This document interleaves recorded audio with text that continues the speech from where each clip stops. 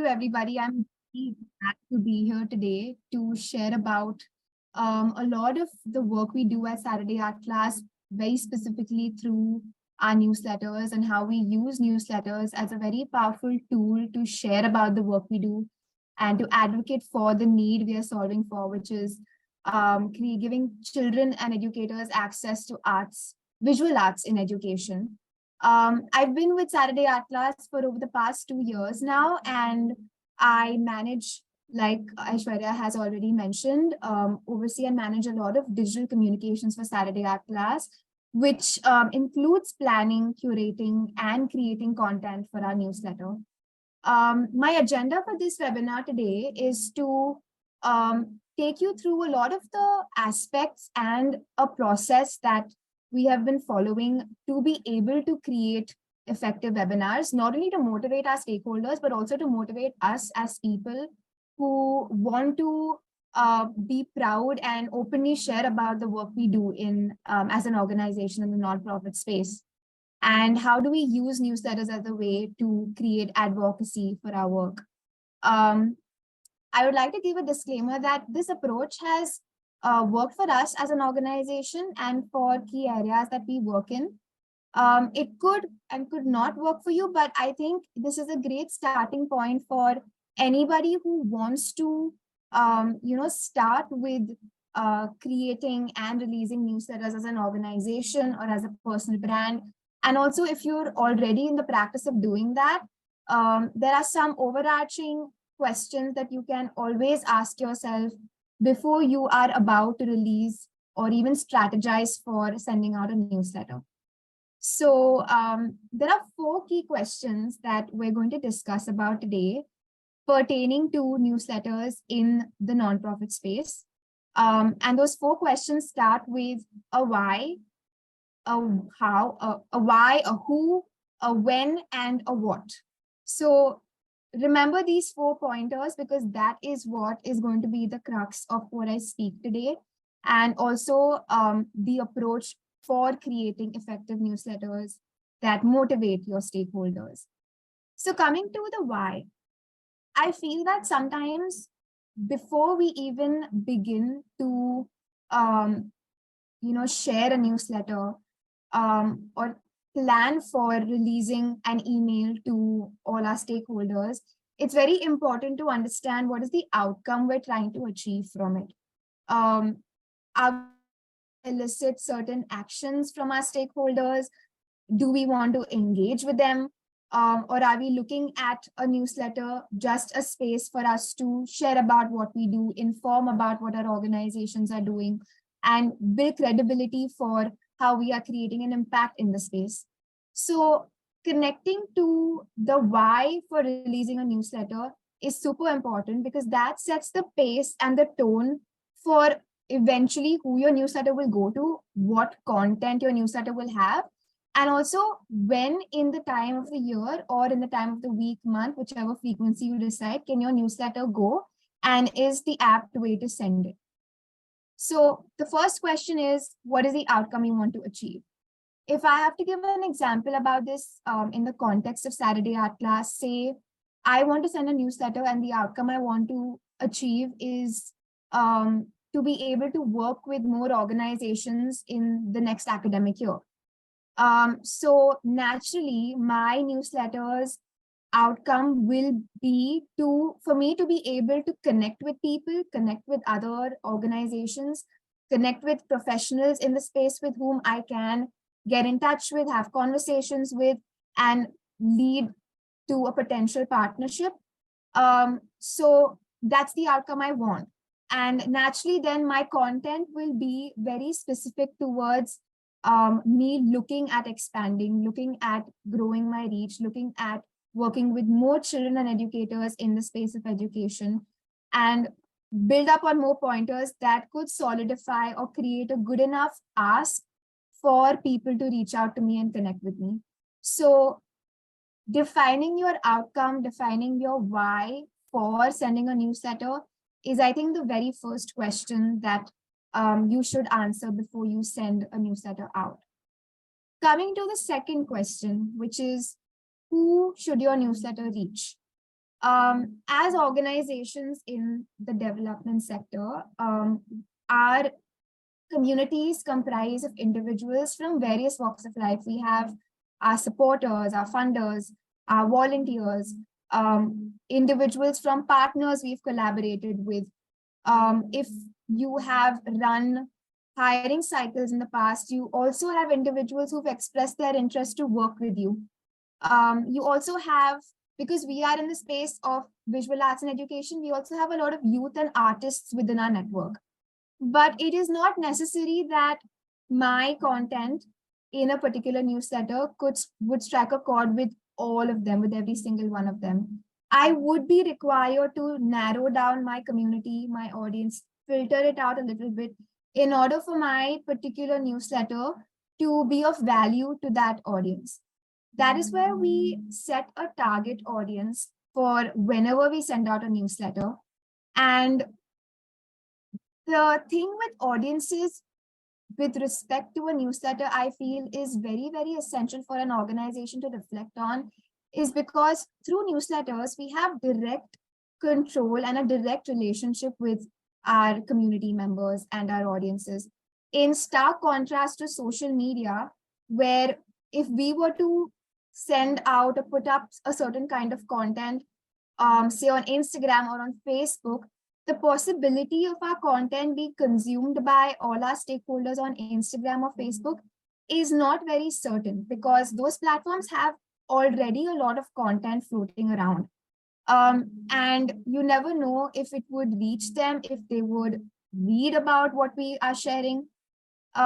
Whereas when it comes to newsletters, we have a very strong database, a very strong mailing list of individuals we've built relationships with, have spoken to, have connected with.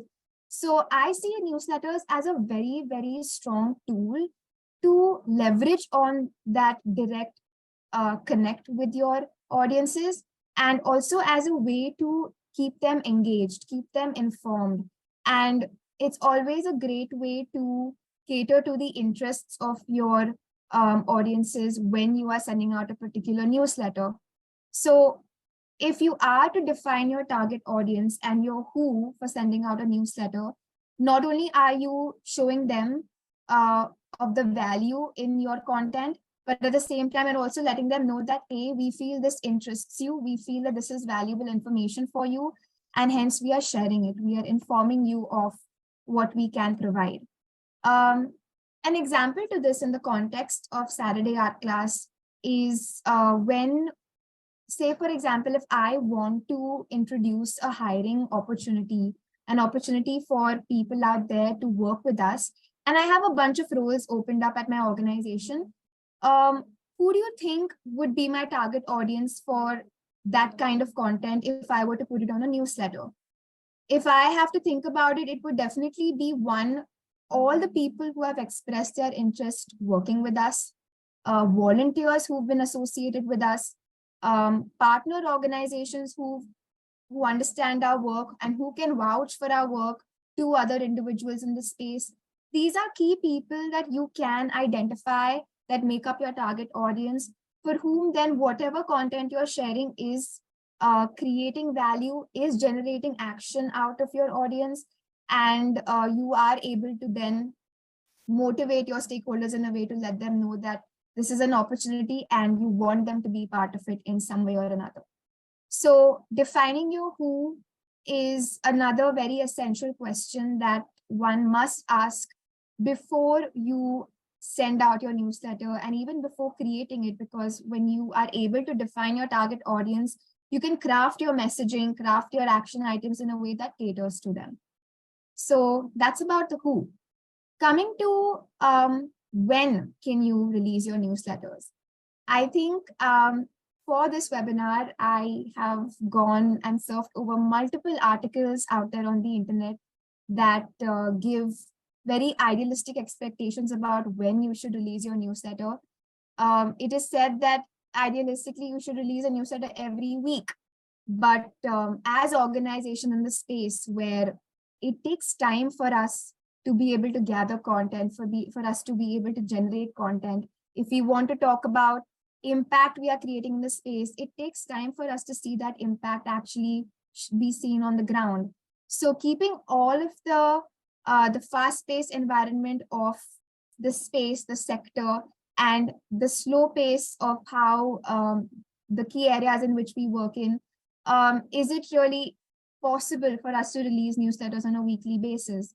I don't think so. And that is why I feel as organizations that come from different sectors, different areas of work, it is okay for us to define the frequency of when we can send our newsletters. And also, how often are we able to generate our newsletters? I'd like to quickly share my screen to just show you what are some questions that you can reflect on to be able to define the exact or the appropriate frequency of sending your newsletters. One of the things is definitely, are you able to generate content? And if you are able to generate content, what is the frequency of it? So depending on that, you can then decide a frequency of your newsletter and release your newsletters in that time frame. The second is, do you have the time to devote to creating a newsletter? Now that we've understood that a newsletter can help you directly connect with your audience, with your community, with your readers, it is essential that you devote a good enough time to give out information about your organization. If you're conducting research, make sure your research is well backed, because it's going to your people, your community who believe in your work, who support you. So devoting that time to creating your newsletter is essential. Also, having people on the team who can put in the time to creating the newsletter, because a newsletter is just not words and images, but I feel it's a lot more. You're providing an experience for your community members, giving them a peek into the work you're doing and the impact that you're creating. So having people on the team who can put in time, right from sourcing content to curating content to designing your newsletter and eventually sharing it to your targeted audience, is important. And it's important to put in that much time for it. And the final question, which I feel is something that was a big learning for us at Saturday Art Class, is to keep in mind the context that in which you're sending the newsletter, and also the time frame in which you're sending the newsletter to your audience at. An example of this is at Saturday Art Class, we have decided on a frequency where we send our newsletters on a quarterly basis. And the outcome of our newsletters is to use our newsletters as a space to celebrate the work we do, to share about the impact we're creating. So we've spaced and scheduled our newsletters in such a way where we have a birthday newsletter, which falls on the anniversary of Saturday Art Class every year. We have a Diwali newsletter, which is more of a festive newsletter. And we have an end of year newsletter, which is again a celebration for us, because we like reflecting on everything we've achieved throughout the year, impact we've created, stories of change from our students and our educators. So this one time we decided to release our end of year newsletter somewhere in the end of the year, where we didn't realize that most of our audiences were on vacation. And we were in a very celebratory mood. We wanted to share all our developments, all our accomplishments, give them thanks for being on this journey with us and thanking them for their support. But that excitement did not really hit with our audience, because they were on vacation. They didn't read our newsletter, and they read it way later in the new year when the excitement had already died down. So I think doing a survey and really understanding the nature of your audience to be able to then send it at a time that fits their context is important. And when I say context of the space you're in, say if there are important policies that the government has introduced, how can you use that time and the context of that space where everyone's talking about those policies to share about how you as an organization are leveraging on those policies and creating an impact, or you are working towards making those policies full-fledgedly being implemented on the ground. So how often you generate content, do you have the time and the people on your team to be able to generate that content, and keeping in mind the context in which you will be sending your newsletter is very important to define when is the right time to deliver your newsletter. Coming to the crux of this webinar is to also talk about what are some things you can share through a newsletter. Again, the content and the what of your newsletter varies from organization to organization because we all work in many different areas. At Saturday Art Class, because we are visual arts led in education, our topics are mostly surrounding around the topics you see on my screen right now. We talk about our programs, we talk about artworks children have created, the way they've expressed themselves through art and how that has helped them build key skills in life. We share research based on visual arts in education, and we also advocate for the work we do by inviting people to work with us, and also share about areas in which we have gained recognition and have accomplished certain things. Similarly, if you are an organization that works in a space where you are working towards fighting for women's rights and creating opportunities where women are empowered, then your pieces that you would cover would be much different than this. You would want to talk about women's voices. You might want to highlight women in the field where they are doing good work and are creating an impact. You might also want to use the context in mind to possibly talk about new policies that have been introduced and showcase how your organization is working towards practicing those policies. So the what of your newsletter differs from organization to organization, and I would definitely invite everyone to create a repository of as many topics as you can think of that can add value not only to the work you're doing, but also to anyone out there who is supporting your work and who believes in the work you do.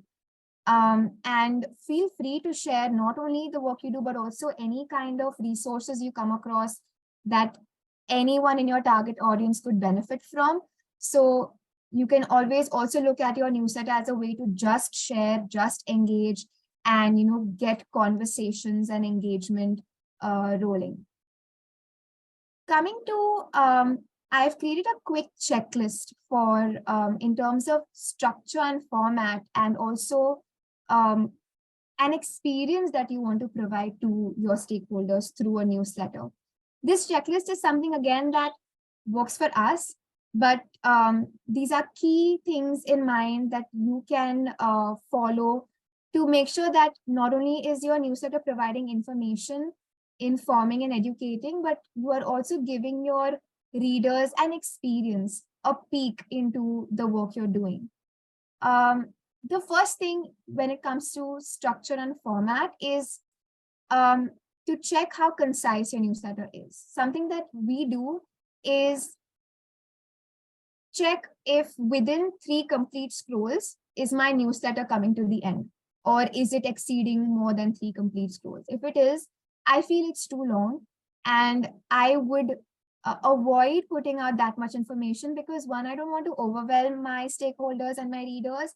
I would rather give them enough information so that they can absorb what I'm sharing, they remember what I'm sharing, and I am encouraging and motivating them to take certain action items like reach out to me or get in touch with us, or click that button on your newsletter that redirects you to something. So keeping your newsletters as concise as possible, and the way I measure that is by 3 scrolls. Take 3 scrolls. If you reach the end of your newsletter, that's a good enough, short, concise newsletter. If it's not, think about shortening it a little more, or compensate for the overwhelm of information with video buttons, links, or redirect them to another external page. An intriguing subject line is very important. Sure, you send your newsletter, it reaches your audience's inbox, but they need to be motivated to click and open it. This is something my friend Aniket will be delving into much depth going forward. So I'm going to leave it here, and a pointer to definitely keep in mind is to have an intriguing subject line. The next checklist item is having a header where you are putting out your organizational logo or the name of a newsletter. Coming from a more branding perspective, I feel this is a great way to instill in the mind of your reader that this is a newsletter coming from your organization. If you have a set name for your newsletter or a header, they will always remember it. And every time they see it and open it, they know it's coming from you. So you are in a way also pushing your organization's identity for them and making them habitual to foreseeing what you might be providing in this newsletter, what you would be talking about. The next checklist item is an introductory overview. Sometimes it does happen that our newsletter could be slightly lengthy compared to a short newsletter that we expect to send across, but that's okay. And in order to not overwhelm your reader in that case is to always have an overview before you begin and go into the focus pieces of your newsletter. This overview can be just bullet points of what your newsletter is covering, what it's talking about, what are key areas you are sharing with your stakeholders, just so that they know that if there is a certain aspect of your newsletter that interests them, then they would jump to that section. And it's also a great way to hook your reader in the first 1 minute and allow them to stay on your newsletter for a while and take in all the information you're sharing. And also a way for you to let them know that you don't want to take much of their time reading your newsletter by giving them a quick overview of what this newsletter consists of. So having an introductory overview to hook your readers goes a long way. It's helped us a lot because in the past, we've had some of our stakeholders write back to us on a newsletter, say that I really like this piece because it was information that I was looking for, and we were glad enough to provide it to them. So having that introductory overview is super, super helpful. Then 3 to 4 focus pieces, 3 main topics that you want your newsletter to cover. I wouldn't advise to go anything more than that because, like I said, it could overwhelm your reader with a lot of information. So just stick to 3 to 4 focus pieces. Closing loops on pieces of your newsletter. This is again a way to make sure that your newsletter is following a flow. You're not abruptly jumping from one piece or topic to another. And ways you can close out your pieces is by call to actions, directing them to videos, YouTube videos, or another article that you probably have published, or sending an email address to them saying that if they want to know more, they can get in touch with you directly. That's again a great way for you to then engage with your stakeholders on a more personal note. And the final checklist is your newsletter going to the right audience, but also from the right sender? I think this is a very important pointer to keep in mind because all the people in your community right now, or that make up your readership for your newsletter, could have come in from a lot of other members on your team. Say you have a very important funder or donor in your list, and they know the founder of your organization very well. I feel it is much more personal and direct when a newsletter comes from that particular team member of your team rather than it going from a generic email ID, because they know the person on your team, they've interacted with them. So naturally, if I see someone's email come in my inbox and I know that, and their name is where it's coming from, I will be motivated to open that email instead of it coming from a generic organizational email ID. So sending your newsletter by the right sender is also important, because then that's in a way also translating and showing that it's coming from someone who you know, and they would also be comfortable opening that email because they know the person well. So that's a quick little checklist to keep in mind when it comes to structure and format. Quickly coming to the visual experience of a newsletter. So at Saturday Art Class, because our focus is in visual arts and visual arts in education, we thrive a lot on giving an experience to our readers through our newsletters. So these are some pointers we keep in mind, and certain elements that we always account for in our newsletters. One is choosing the right marketing platform, email marketing platform. There are a lot of email marketing platforms out there.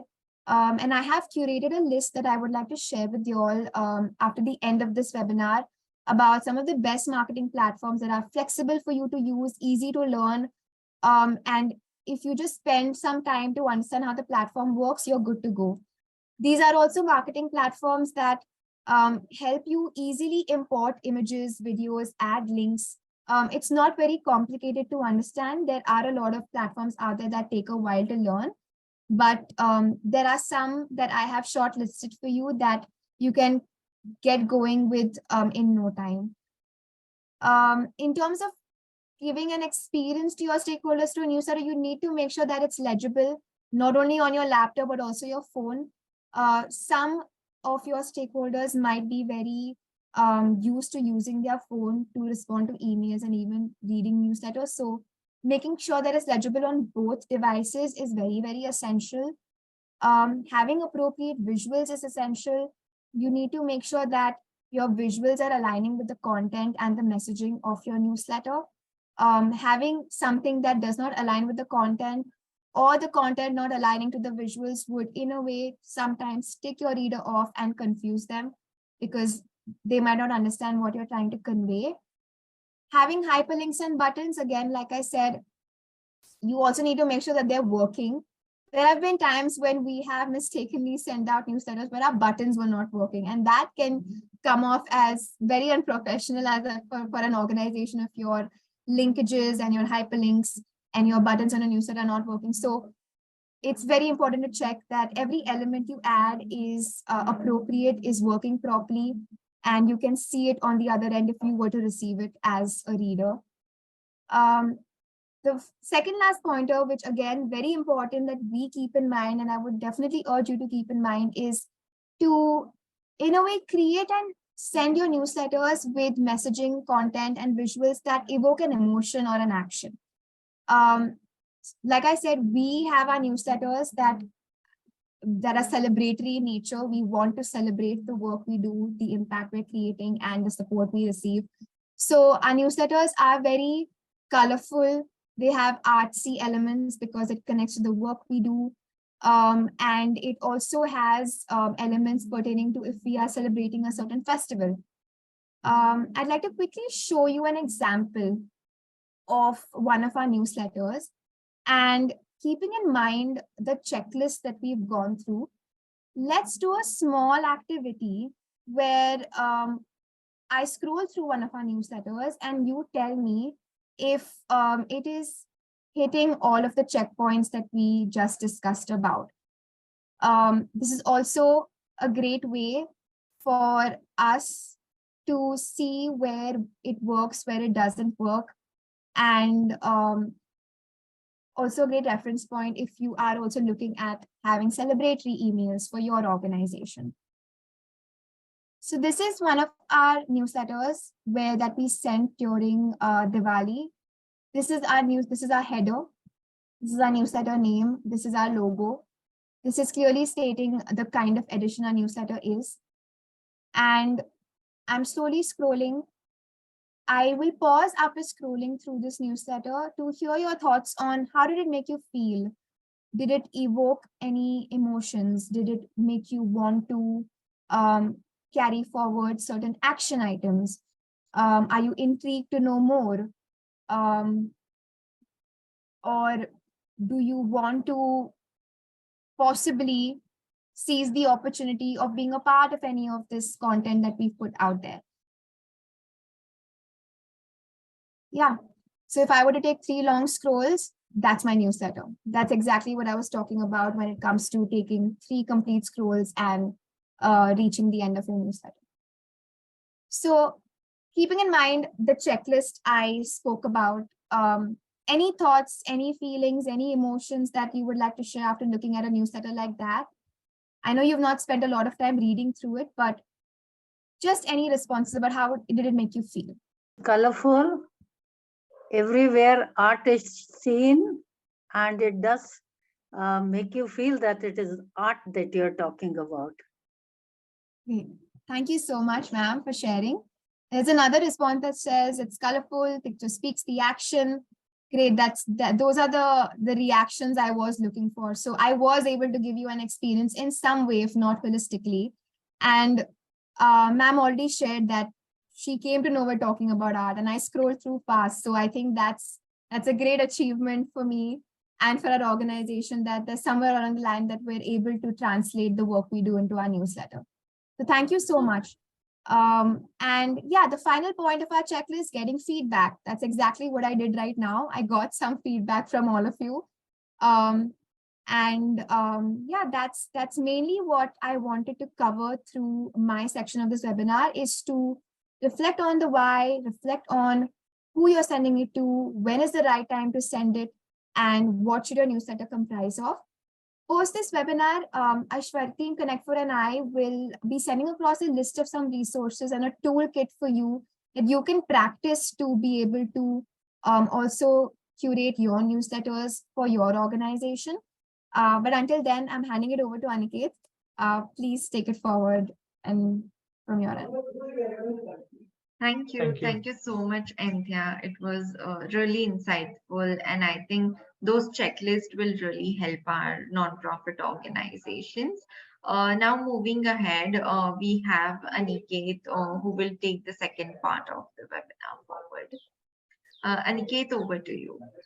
Thank you so much, Ashwarya, and thank you so much, Anthea, for bringing out all these amazing points that you mentioned in your presentation and your speech. So as we all can agree on now that, the newsletter is not more like a newspaper where we all just go through the news, and like it contains information that we sometimes don't want to read, and it can contain some information that we want to read. But so at this point, we are trying to, figure out what the newsletter is and, what it's not. So it should be something which is more engaging. So to bring out something like, let's raise our digital hands, not our real hands. You can see on the chat section that you can, raise your hands. So just to see that everyone is engaging and we are following what we are trying to do here. Can everyone please raise their hands so that we can see that you are engaging? Amazing. That's amazing. So now you can lower down your hands, digital hands, not your real ones. So now we all have 4 hands, 3 hands, 1 digital one and 2 real ones. So yeah, so I'll be covering 3 main topics over this presentation. We'll be talking about style and tone, the one thing that we cannot omit from the newsletters, and the headlines. So I'll be sharing my screen to take you through the whole process. I will try to be as quick as possible because your time is very important and you might have a lot of amazing things to do. Let's talk about the style and tone that works for newsletters. But before that, let's talk about what style and tone actually means. The style and tone, it actually is a way of, format through which, you receive or you perceive your audience, like how you're trying to interact with your audience. That includes all these syntax, language, and formatting of the newsletter or other kind of messaging tools that you use. Formatting totally depends on your organization. If you are, as Anthea mentioned, that if you are an art-based organization, your newsletter will talk about arts. If your organization is about children, it will talk about children. If your organization is about sexual violence, it will talk about sexual violence in just its format and just in design. It will just be in the images that you use. So that's what formatting it includes. Now let's talk about what the style and tone it actually means for newsletters. As we all talked about, mentioned in the previous section, that it should be approachable for the people, it should be engaging, but it also should be professional. Like as Aishwarya mentioned, that UN is a platform that we all try to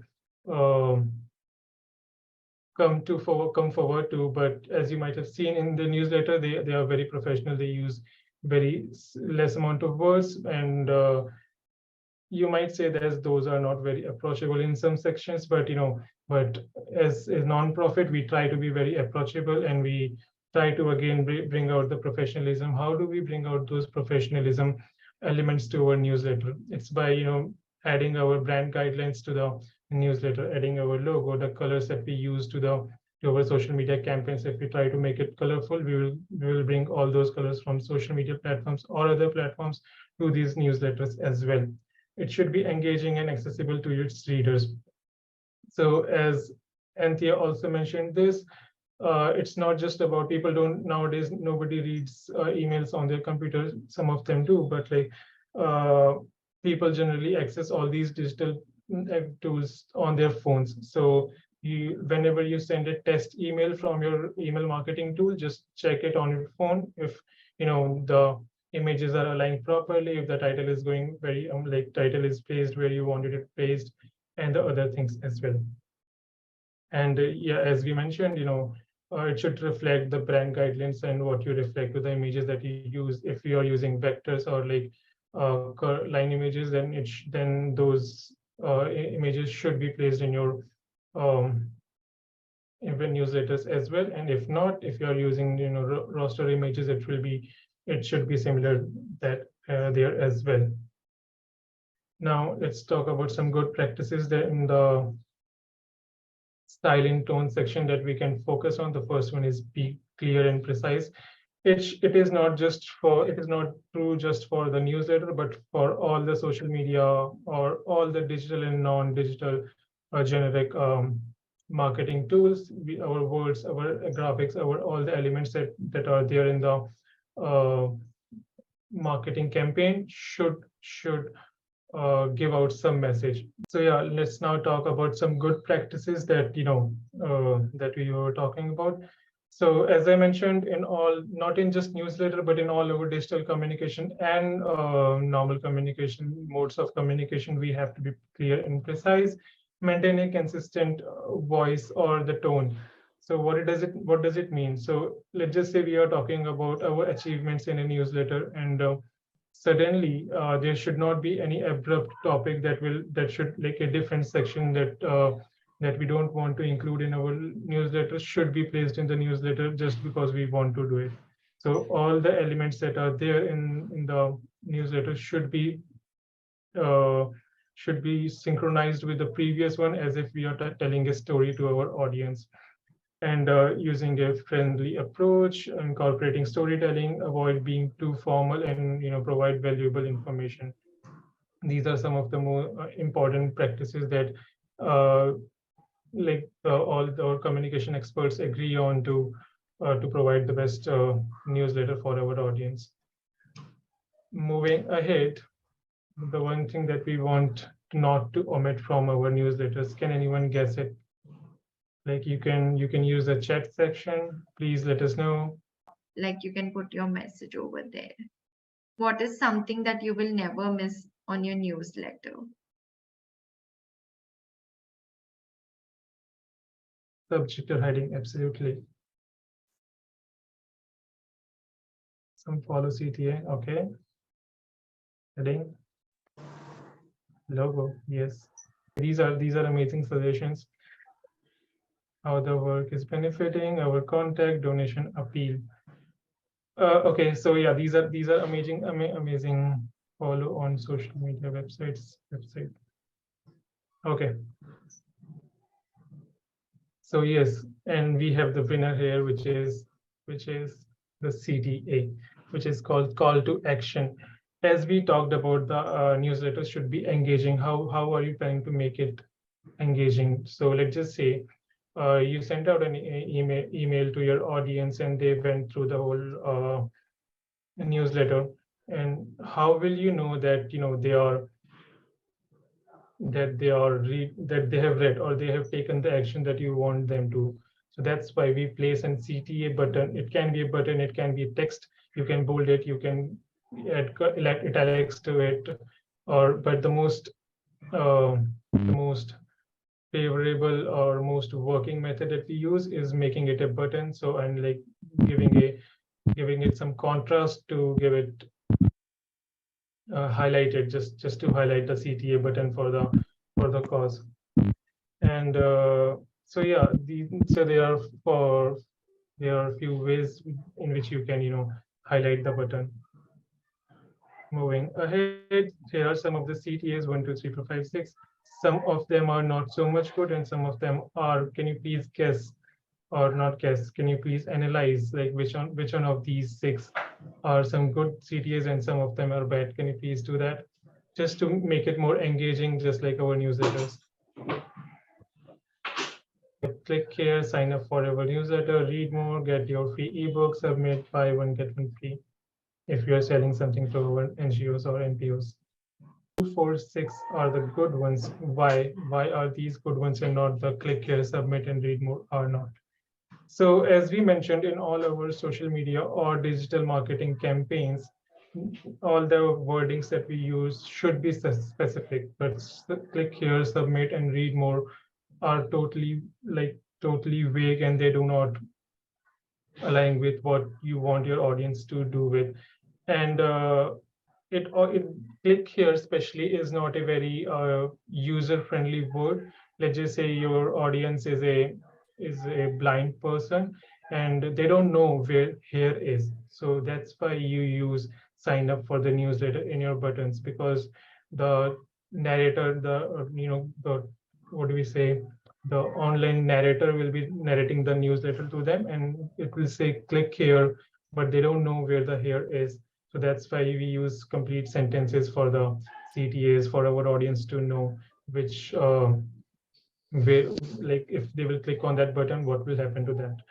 So, and obviously, as we talked about, it should stand out and it should be actionable by making it a hyperlink, and we don't forget it.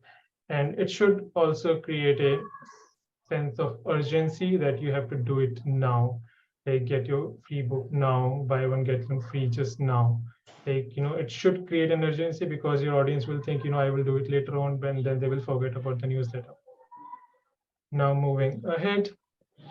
Now let's talk about headlines, as these are one of the most important part of the newsletter, because we all receive millions of emails daily. What is the first thing that we read about an email? The sender and the headline or the title or the subject for that email. So we have to make the titles in such a way that it should reflect what you want your audience to do with the newsletter. So some of the tips that we can include to make our headings effective is be informative, be engaging, be concise about jargons, and test your headlines. So we in all the majorly all email marketing tools, we have A by B testing, through which we can test 1, 2, 3 headlines and see which headline is working for us and which headline is not working uh, for our audience. So that's how we can talk about these things. Moving ahead, we have some headlines. Again, it's an engaging platform. We are talking about engagement. So can you figure out which one of these six headlines is a good one and which one of these 3, 5, 6 are not? We're discussing that our headlines should be informative and organization update newsletter voluntarily articles are not very informative. They don't engage with the audience. Those are not very concise, but rather vague. And so these three are not very specific are not the good headlines that we or titles that we can use for our newsletters. So here is an example of a newsletter, and that I believe a lot of organizations or people send out. We just say newsletter and then there's a stakeholder. We don't know who the stakeholder won't know what the stakeholder mean, and these are not um, made exactly for that particular stakeholder. So what do? We convert these exam newsletter into a different one where we include the name of the stakeholder, we include where those are, we include specific campaigns that we work on, rather than just talking about vague things, and also making the subject a bit more informative and creating a need for urgency. I believe that's all, and thank you so much for learning. So for me, sharing from my experience of sending newsletters both ways, there have been times when now this is all possible because of the flexibility of existing email marketing platforms out there, where you can design one newsletter and then create a duplicate of that and change the voice tone to make it sound more of it coming from one single person from the team. And we very strategically done that this one time where we sent our general newsletter design to majority of our stakeholders, and we selected a certain group of people where it was coming very personally from the co-founder of our organization.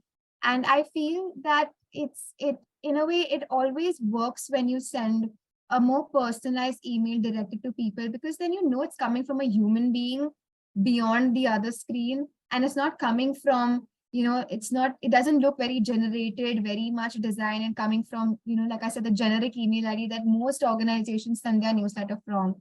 So it coming from a CEO or a team member on from your organization really helps, because the minute they see your name in your inbox, it already has created a personal touch and it already has created some kind of a connect for you as the reader.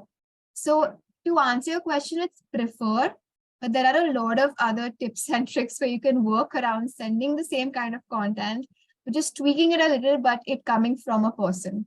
And I think Aishwarya, that should definitely be another webinar where we talk about the magic of email marketing platforms, because it really is on the rise and it helps nonprofits like us in the space greatly. So we can surely like consider that topic for our future webinars.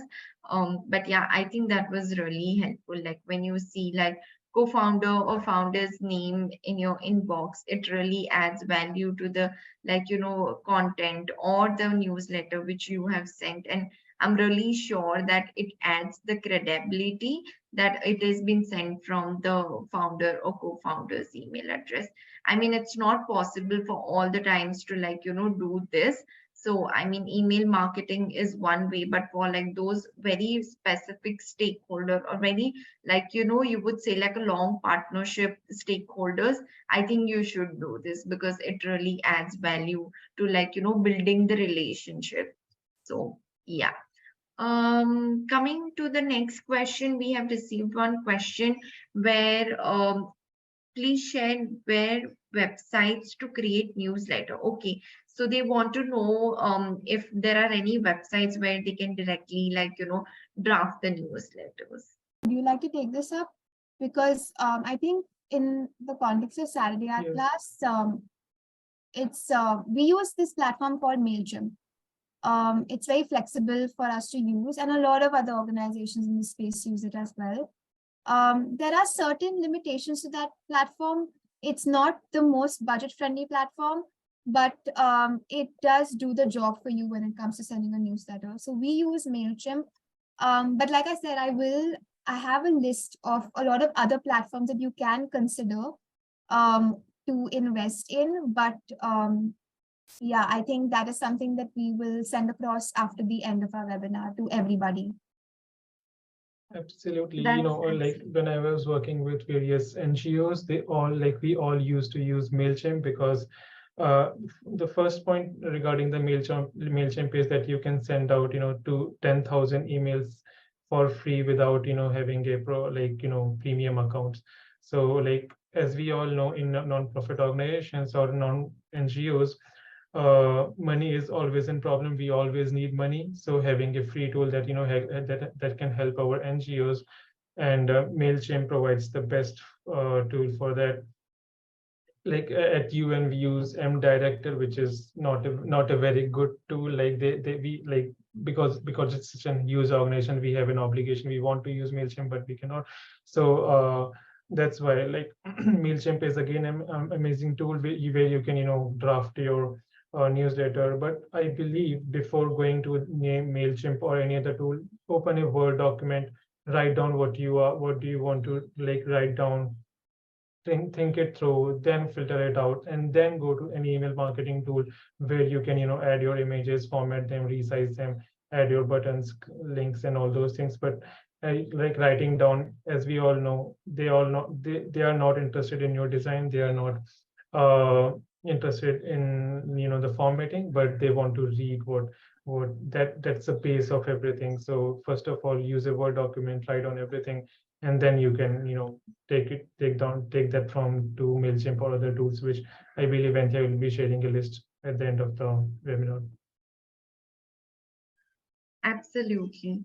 So, in terms of like platforms, we are going to share few resources post the webinar, or probably around this week, around Friday, you will be receiving an email which has all the resources written on it.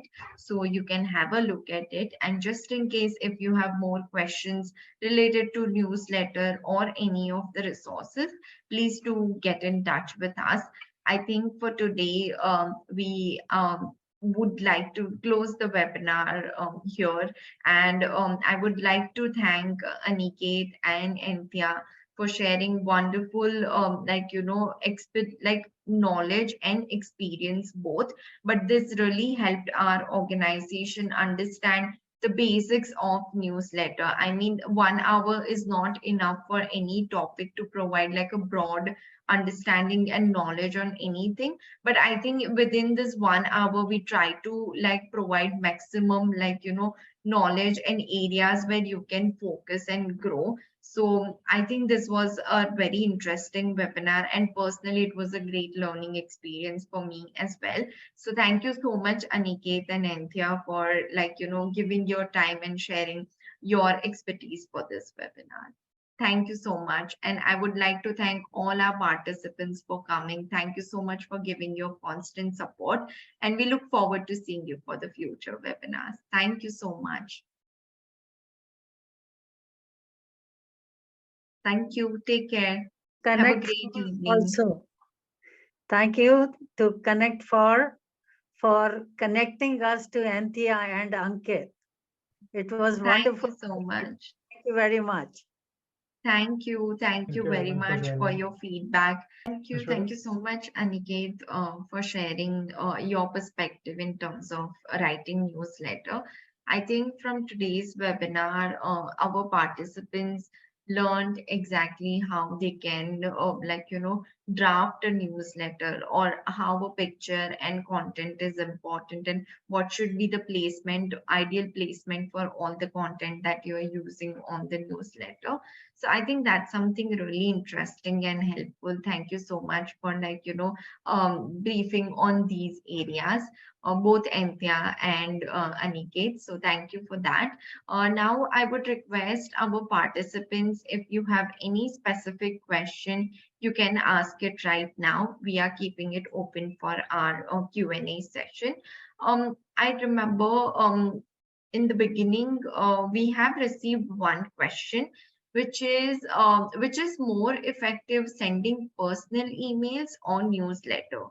I'm sure like on a day-to-day basis, we like share a lot of personal emails and newsletter both. But what should be the ideal way? Like whether newsletter is better or sending out like personal emails would be better. Aniket and Anthea, it's open to both of you. So Anthea, would you like to answer this? So I think first I would be curious to know what is your definition of a personal email. If it is a personal update that concerns one of your stakeholders, then you can send them like a normal simple Gmail attached with a few images, testimonials, if that's what you are saying personal email means. But if you feel that you want to personalize your newsletter so that it reaches everyone individually and addresses them personally, then that's very much possible with the flexibility of some amazing email marketing platforms out there. So I think you can do both, but it very much depends on what is personal about that email that could then help you answer whether it should be sent to just one person or a newsletter makes sense. Absolutely. And it also depends on your audience. Let's just say you have received funds for an NGO from some particular organizations, right? So you will write personal emails to those organizations talking about your relation to that particular or particular organizations. But when you're talking about your generic audience through a more engaging platforms, then you use a newsletter for that, not so, but still being informative, specific and engaging through that newsletter. But like when you are talking within like funding or like all those other aspects, then you use the personal emails that top tool. I think it's true. Like when you are sending any updates about your fundraising, it should surely go on a personal, like, email. But when it's something which is common to more, like, like many people, or maybe like you're covering 2 to 3 stakeholders, then for sure, like newsletter would make sense. So I agree to both Aniket and Anthea, and thank you for like responding to this question. Moving ahead with the next question that has been asked by Radhika. Do you send different newsletter created to different audiences? Yeah, how I wish we had that bandwidth as organizations, but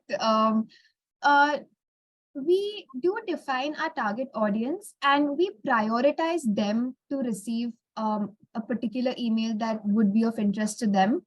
So there are also people who we might possibly send a follow-up email or a nudge after we send the newsletter.